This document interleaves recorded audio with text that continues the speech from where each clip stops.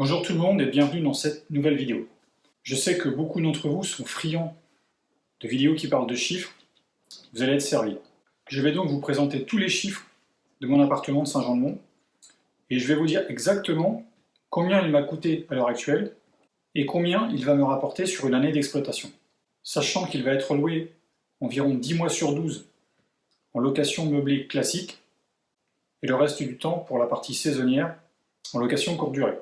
Je vais ensuite vous présenter les chiffres de cet appartement, comme s'il avait été réalisé en tant qu'opération de marchand de biens, et nous allons voir ensemble la marge que j'aurais pu en tirer.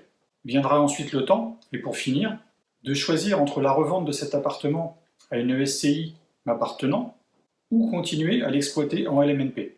Voici donc le programme de cette vidéo, que je vous détaillerai juste après ce court jingle. Allez, à tout de suite.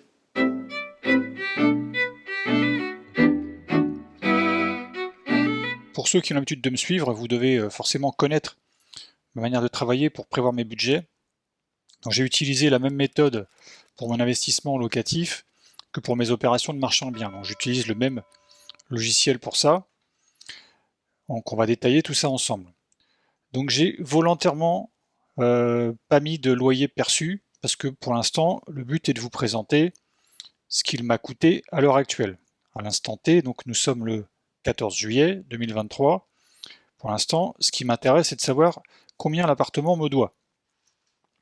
Alors j'ai quand même des ventes diverses, puisqu'il faut savoir que quand je l'ai acheté, si vous n'avez pas vu les vidéos, je vous mets les petites fiches en haut sur la vidéo de présentation au tout début. Il y avait des éléments dedans, il était meublé, il était équipé. C'était pas terrible, mais c'était quand même là. J'ai réussi à tirer quelques revenus de revente par-ci par-là, donc c'est à peu près 196 € qui sont rentrés dans ma poche. Ensuite, le prix d'achat. Donc vous le savez, je ne l'ai pas payé cher, 23 mètres carrés, 58 650 €. Je détaille tout dans les vidéos, je ne vais pas revenir là-dessus. C'est une très bonne affaire.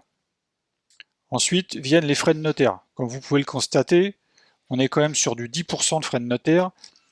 Ça s'explique par le fait qu'on est sur un petit montant d'achat, donc moins c'est cher à l'achat, plus le pourcentage des frais de notaire augmente. Ils ne travaillent pas pour rien. Ensuite, la taxe foncière, donc là c'est au 28,6, c'est-à-dire que ça comprend la taxe foncière, le prorata que j'ai donné à l'achat, plus une année complète de 2022. En gros, le prorata c'était 5 € et j'ai payé 455 € l'année dernière. Ensuite, la taxe d'habitation, 534. Si vous êtes en RP, vous êtes probablement exonéré. Il faut savoir que sur les résidences secondaires et les investissements locatifs, c'est toujours pas le cas. Donc ça m'a coûté pour l'année 2022 534 €. Je vais bientôt payer la prochaine. Les charges de copro, alors ça paraît un peu élevé pour 18 mois, mais en fait j'ai 367 € par semestre de charges de copro, mais sur l'année 2022, au niveau de l'AG, il y a pas mal de travaux qui ont été votés, des travaux d'entretien notamment. Alors j'ai un petit appartement, il y a beaucoup de lots, donc je n'ai pas des gros tantièmes, mais il y avait quand même 5-6 lignes de travaux différentes, ce qui m'a occasionné quelques centaines d'euros de dépenses, plus les charges mensuelles classiques. On arrive à 1791 jusqu'au 28/06/2023. Ensuite, la facture d'électricité, 119 €. Ça paraît pas beaucoup pour 18 mois, parce que ça fait exactement 18 mois que je l'ai, mais ça s'explique par le fait que depuis le début, j'ai pris l'abonnement, mais je m'en sers que pour les travaux, donc j'ai pas une grosse consommation. Il faut savoir qu'à la régule de fin d'année, ils m'ont rendu pratiquement la moitié de ce que j'avais versé en mensuel. Et en plus de ça, il y a eu un versement de l'État de 120 €, enfin de l'État, plutôt du fournisseur d'électricité, mais c'est dû au problème qu'on a eu l'année dernière où si on économisait, on avait une prime, voilà, donc j'ai récupéré 120 € en plus. Donc en gros, j'ai pas payé grand chose d'électricité pour l'instant. La facture d'eau, 155 €, ça c'est très récent parce que quand j'ai acheté, on avait des compteurs, on n'avait pas de compteur individuel. C'était compris qu'on noyait dans les charges, on payait au prorata en fonction de ses tantièmes, pas de sa conso. Donc là, maintenant, sur les 155, il n'y a quasiment pas de conso, c'est plus des factures de mise en service et tout le tralala, quoi. Donc 155 € pour l'instant. L'assurance habitation, c'est l'assurance classique, hein. Donc là, j'ai versé deux années déjà. Le diagnostic location, donc ça c'est le DPE, c'est le risque pollution et machin, je sais plus comment ça s'appelle là, et un diagnostic électrique. Donc comme j'utilise le diagnostiqueur qui je fais travailler régulièrement pour mes opérations de marchand, j'ai eu un prix correct pour ces 3 diagnostics. Ensuite, la location de matériel. Alors là, c'est du matériel que j'ai utilisé pour les travaux, notamment le lève-plaque. Il y a du véhicule aussi, j'ai loué un camion. Enfin voilà, c'est ce genre de choses. Et ensuite, les 12 734. Donc là, c'est vraiment les travaux et l'aménagement. Quand je dis l'aménagement, c'est l'ameublement.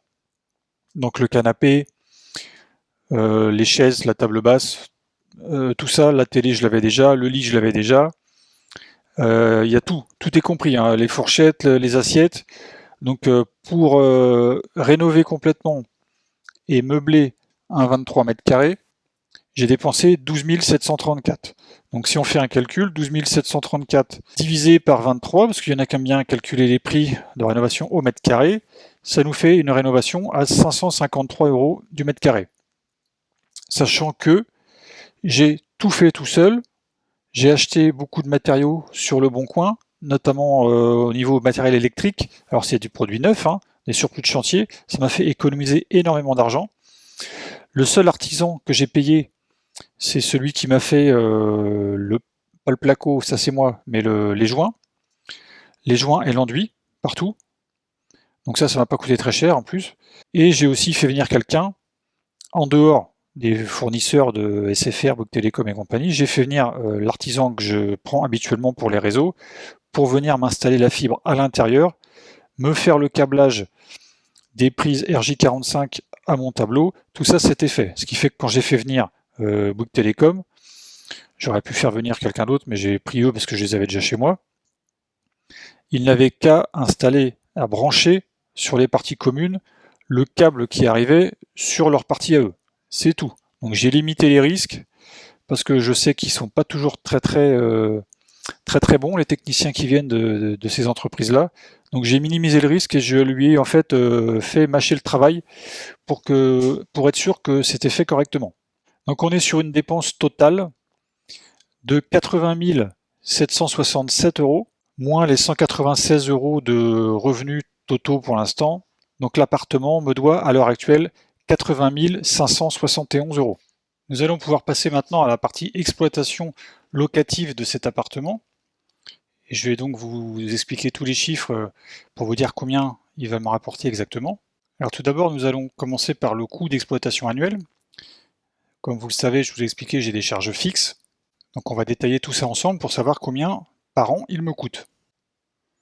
Dans un premier temps, nous avons les charges de copro. Donc ça, je vous l'ai dit, c'est 734 € par an, hors dépenses imprévues ou budget travaux et tout le tralala, sachant que, comme je vous l'ai dit, j'ai pas beaucoup de tantièmes, donc à moins de refaire un ravalement complet ou de changer toutes les ouvertures, ça va pas me coûter très cher.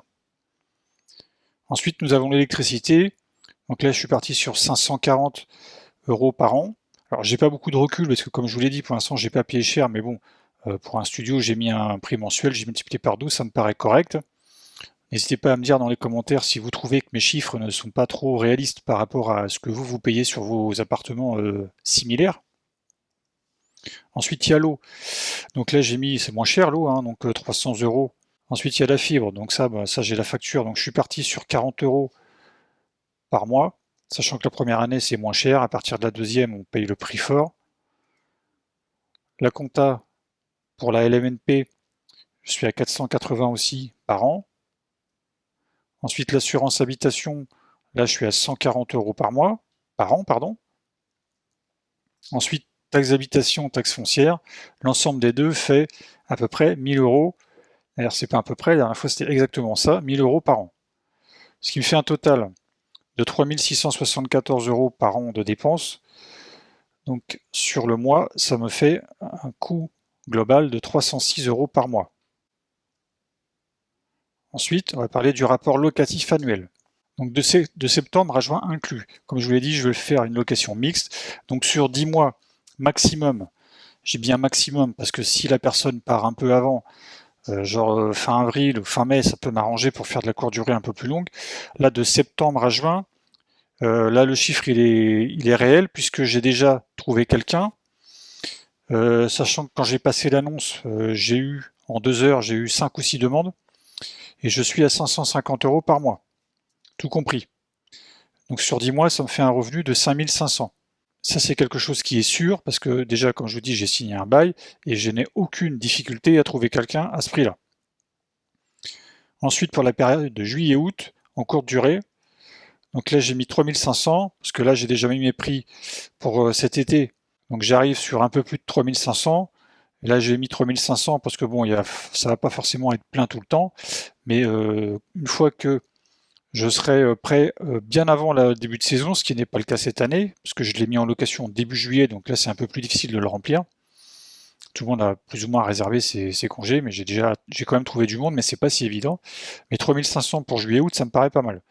Donc ce qui me fait un total de 9000 € sur l'année, soit 750 € par mois, en moyenne de revenus. Le résultat d'exploitation par an, il est donc de 9000 moins le coût, j'ai arrondi à 3700, 5300 € de bénéfices sur l'année, soit 441 € par mois, c'est plutôt pas mal.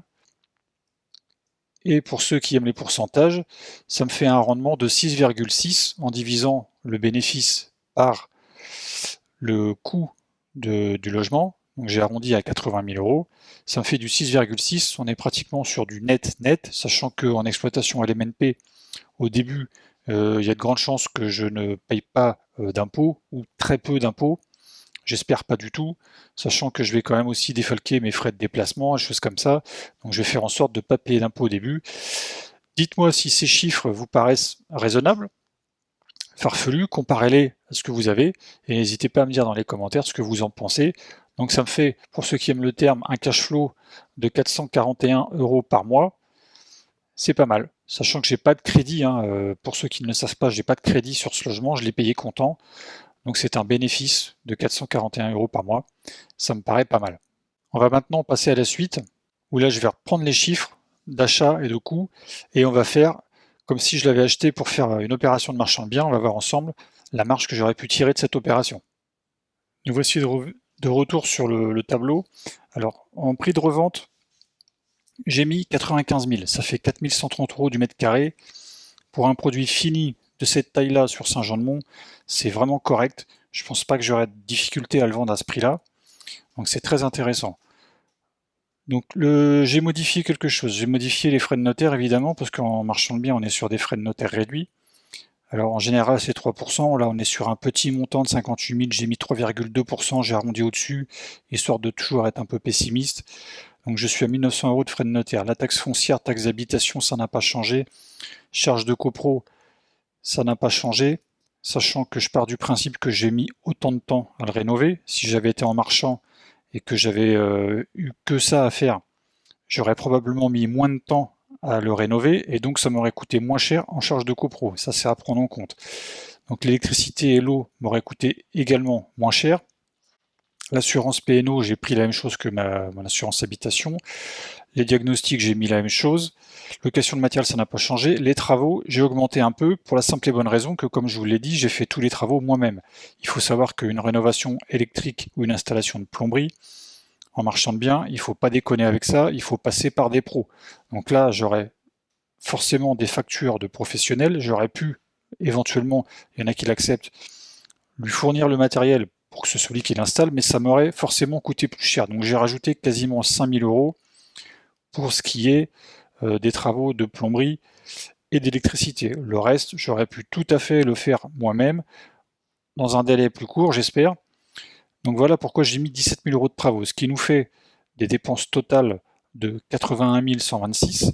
Si je déduis ça du prix d'achat, du prix de revente, pardon, ça me fait une marge de 14 070. Donc 14 070 divisé par le coût, donc 81 126, ça me fait un pourcentage de 17,3% de marge nette. Donc, évidemment, on n'a pas les 20%, mais là, on part du principe que sur un montant comme ça, on passe pas par la banque, donc on n'a pas cette contrainte-là, et on se dit qu'on a acheté quelque chose qui est quand même pas très cher, et on a fait 14 000 € de marge. Si on fait ça sur une période qui dure 5-6 mois, si on s'y met bien à fond, même en 3 mois, hein, quelqu'un qui est très bon, meilleur que moi en travaux et qui fait que ça, en 4 mois, ça peut être bouché. Hein. Donc 14 000 en 3 mois, c'est vraiment bien. Ça peut être une opération pour un débutant, petit budget, qui a peur de la banque, il fait ça en autofinancement, 14 000 € de revenus. Pour moi, c'est tout à fait correct. Maintenant, passer à la dernière partie de cette vidéo, qui consiste à décider, en gros, si je garde ce bien en exploitation LMNP ou est-ce que je le revends à une SCI qui m'appartient pour récupérer mon cash. Alors, il y a un paramètre à prendre en compte de manière irréfutable, c'est que je l'ai acheté en tant que particulier, et si je le revends rapidement, je vais être imposé sur la plus-value. Donc, je suis allé sur le site de calcul de la plus-value, site des notaires, donc quelque chose de très fiable. Donc là, vous avez plusieurs types de questions qui permettent de définir le type de bien que vous avez à vendre. Donc maison, appartement, résidence principale, non. Est-ce que j'ai fait construire? Non. Seul propriétaire, j'ai mis oui. Qui par le biais d'un achat, c'est non pas une donation. Résident en France. Est-ce que j'ai bénéficié de l'exonération de plus-value récemment? Non. Est-ce que j'étais propriétaire de ma résidence principale dans les 4 dernières années? Oui, ce paramètre est très important parce que si vous répondez non, vous pouvez être exonéré de plus-value par les questions qui suivent, mais là, comme j'ai dit oui, et forcément, j'en ai pas la possibilité. Donc ce qui compte maintenant, c'est le résultat détaillé. Donc je suis parti du principe que j'avais acheté donc le 29/12 à peu près, c'est à peu près ça, quelques jours près, et que je décide de revendre au mois de novembre qui suit là. Alors, le prix d'achat, il est de 58 650, ça ne change pas. Les frais qui prend en compte là, ce sont les frais de notaire, sachant que moi, comme vous le savez, j'ai payé 5 800. Dans les 4 399, il ne prend en compte que ce qui est taxes et impôts. Il doit déduire certainement la rémunération du notaire. Ce qui me fait un coût d'achat de 63 049. Un prix de revente de 95 000, ça ne change pas, donc une plus-value de 31 951. Il faut savoir que je ne peux absolument pas déduire de travaux, puisque j'ai tout fait moi-même, et qu'il n'y a rien qui peut être pris en compte. Alors la plus-value, ça c'est les calculs, je vous passe les détails. Total à payer de plus-value, 11 567 €. C'est énorme, sachant que lui il part sur 31 000 d'écart entre le prix de revente et le prix d'achat, mais vous savez que moi il m'a coûté plutôt 80 500 en tout, c'est la somme qu'il me doit. 81 500 plus 11 500, on va arrondir, ça fait 92 000 €. Donc si je rajoute la plus-value, il m'aura coûté 92 000 € pour une revente à 95. Autant dire que je gagne que dalle. Donc ça, c'est pas jouable du tout. Alors, il y a une solution. Comme je vous l'ai dit, je ne peux absolument pas rajouter de travaux sur mon prix d'acquisition. Donc il y a quelque chose à faire. C'est qu'en fait, il faut que je modifie ma date de cession. Donc là, moi, je l'ai acheté le 29/12/2021. Si je lui mets 30/12/2026, vous allez voir que ça change la donne. Après, à partir d'une détention de 5 ans, il me prend forfaitairement un montant de 15% de mon prix d'acquisition qu'il me met en travaux. Donc mon prix de revient, il a été augmenté de 8 800 €. Donc j'en suis à 71 847. On va lancer le calcul. Donc je suis à 8 381 € de plus-value à payer. Ça fait quand même 3 200 € en moins. C'est non négligeable parce que là, vous voyez que le coût d'acquisition a augmenté dû aux travaux. Donc je ne suis plus imposé que sur 23 153. Donc 8 381 à payer de plus-value, mais je l'aurais gardé 5 ans. Donc pendant 5 ans, il va me rapporter l'argent qu'on a vu avant ensemble, ce qui fait que j'aurais déjà récupéré une partie de ce que j'ai dépensé dedans. Donc à ce moment-là, payer une plus-value, ce sera moins contraignant pour moi. Déjà, je l'ai fait réduire et j'aurais gagné avec les locations. Je l'aurais en partie remboursé. Donc là, ce sera jouable. Donc le résultat est que je ne vais pas revendre tout de suite mon bien à une SCI, ni à quelqu'un d'autre d'ailleurs. Je vais le garder au moins 5 ans, peut-être même plus que ça, je ne sais pas. Je préfère l'exploiter en LMNP et le garder dans mon patrimoine et le revendre à un moment donné où j'aurai vraiment besoin de cet argent, ce qui n'est pas le cas actuellement, et où j'aurai une baisse de la plus-value par rapport au nombre d'années de détention. Donc nous avons fait le tour des chiffres de cet appartement de Saint-Jean-de-Mont. N'hésitez pas à me dire dans les commentaires ce que vous en pensez, c'est très important, comparé à ce que vous avez, vous, en exploitation. Dites-moi également si c'est une opération qui vous aurait intéressé en tant que débutant. Est-ce que c'est valable de faire ce genre d'opération? Et on se voit très vite dans une autre vidéo concernant ma nouvelle opération de marchand de biens. À bientôt.